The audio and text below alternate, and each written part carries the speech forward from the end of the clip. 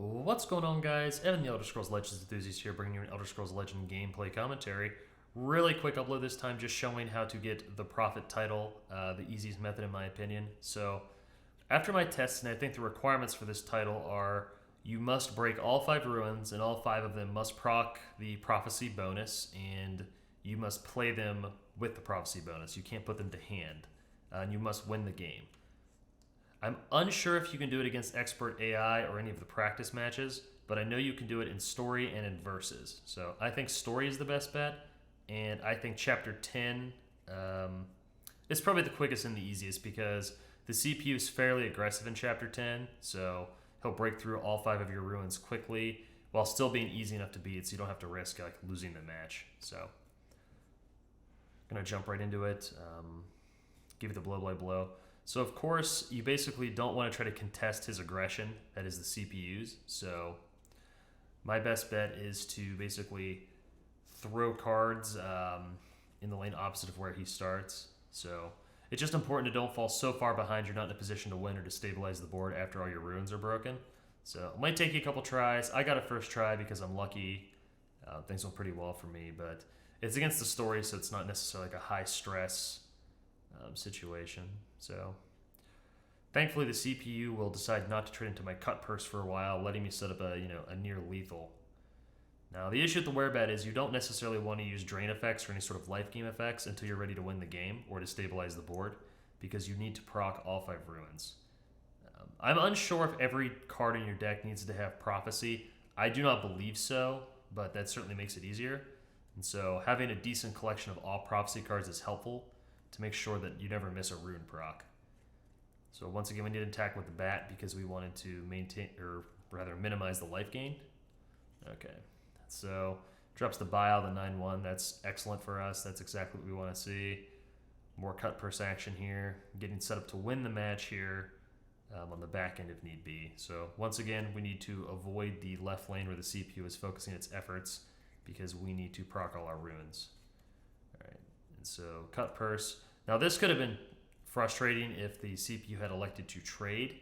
I probably should have dropped it on the right lane and sacrificed my 0-1 or my bat, but I didn't do that. So now we play out my guys here. He goes 9-1 Bile Launcher, or whatever the name of that card is. So it'll go into the Taunted Mummy, no doubt. Here we're going to go ahead, because we only have 9 life, and gaining life to sort of make the trades favorable is kind of awkward. We're not going to try to set that up. Instead, we are simply going to continue our aggression to get set up for potential lethal here later. Try not to proc too many ruins or not being in a situation to survive after, but given the number of cards in my hand, I should be able to stabilize, regardless of what ruins it would proc, if any, for him. So considering my options here, I want to make sure I don't die. Really no need to silence anything. So we'll pass the turn here and we should be fine.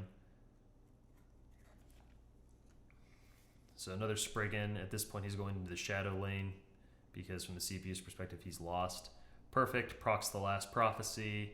At this point, we've procced all our prophecies and we should be in a condition to just win the match outright. So drop the guy on the right. And from here, it's just elementary. Going to defeat the CPU in the way you would any other time. This is not a difficult story mission by any stretch of the imagination. So attack here to get a little HP back. That doesn't attack. It really doesn't do anything for the rest of the match, unfortunately. Trade here, no problem. Get more life gain to try to stabilize the board. Play a random sort of spattering of cards here. Pass behind a taunt. So +1/+1 and drain. Smack.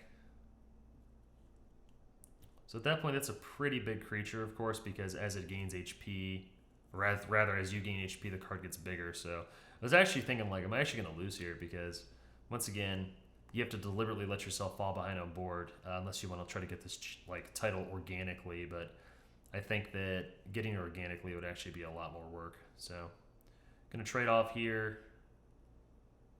Still looking at my 0-1, like, why is this a card? I guess just a cycle.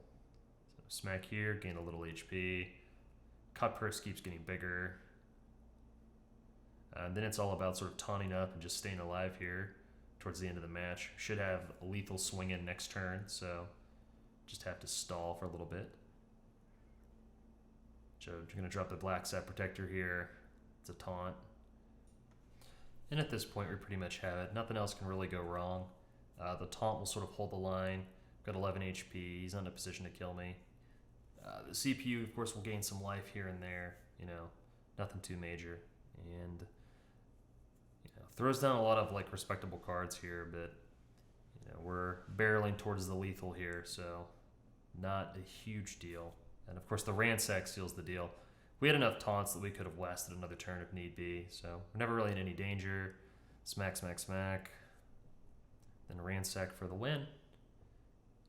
And so you'll see that we obtain the title here. Nice and simple, not a big deal.